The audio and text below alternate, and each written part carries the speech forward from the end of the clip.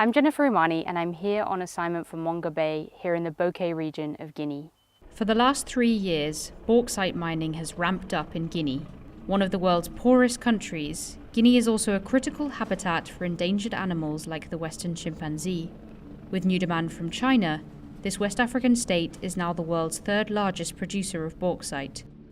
The ore is the base material for aluminium, the metal used in everything from airplane parts to soda cans.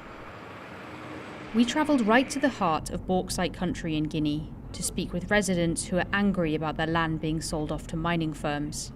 Few communities resist when company officials appropriate land. The Guinean government has deployed elite security units to forcibly remove villagers in the past. When mining companies enter an area, chimpanzees flee, and local people find themselves struggling to survive. This is the very edge of the village where we see the GAC operations underway. They've taken over a huge chunk of territory here, which comes right up to where the villagers grow vegetables. Mamadou Diallo showed us the effects of bauxite mining over the last 2 years by the Emirati company Guinea Alumina Corporation.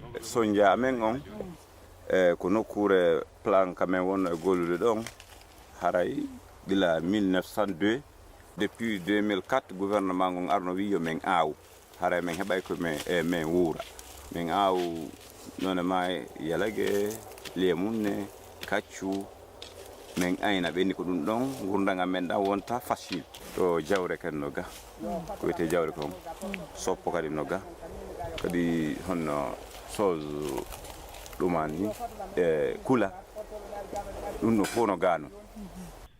We've come to another village, Fasali Futabe, to have a look at some of the impacts of mining in this area over the last 2 decades.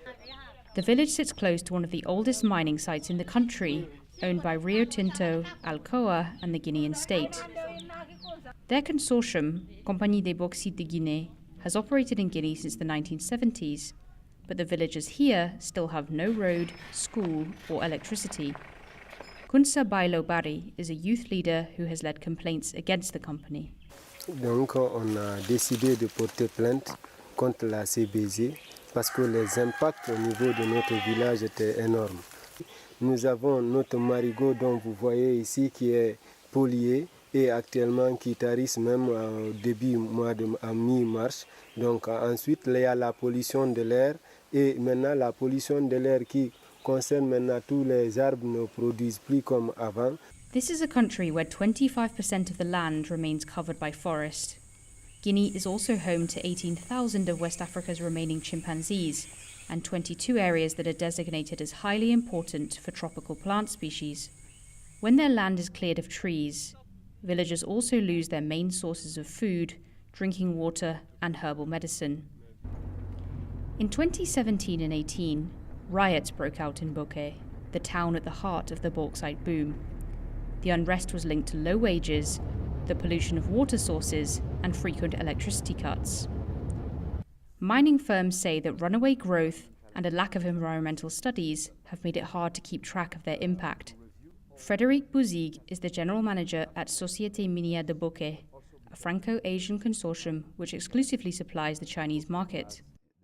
What are your commitments to sustainability, first for communities and second for animals, for the animals that may have been living in the forest? We cannot say that after 3 years we have succeeded in that, but there's a lot of, for everyone, room for improvement in terms of community relationships, knowing that what we have done from the beginning until now, we have 9,000 employees in our project.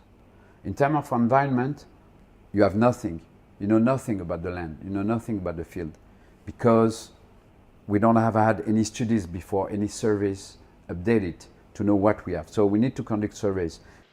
The government of President Alpha Condé is keen to ensure ever greater revenues from mining as his youthful population expands and Guinea urbanizes. But the vast majority of Guineans still live in rural poverty and have seen few benefits from this bauxite boom. At the Mines Ministry in the capital, Conakry, the government official in charge of community relations admits that Guinea's mineral wealth has not helped the average citizen to prosper. les mines n'ont pas encore servi le citoyen guinéen. Nous avons en Guinée, d'une manière générale, les 2/3 des réserves mondiales de bauxite. Nous avons plus de 110 milliards de tonnes de fer déjà identifiées mais non exploitées. Nous avons connu le diamant depuis 1932.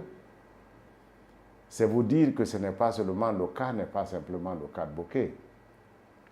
En Guinée, nous avons assez de richesses du sous-sol, mais le Guinéen est encore pauvre.